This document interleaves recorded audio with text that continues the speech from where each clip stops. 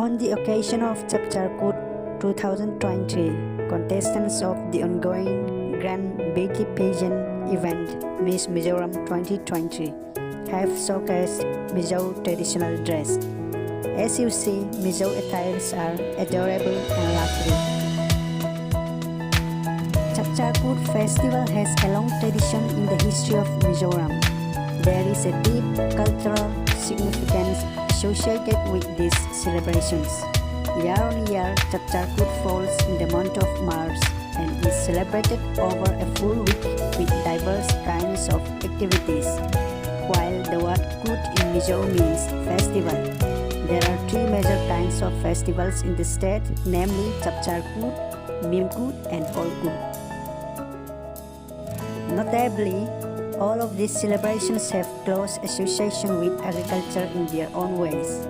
The great pomp and splendor associated with Chapchakut suggests how much importance is attached to this celebration.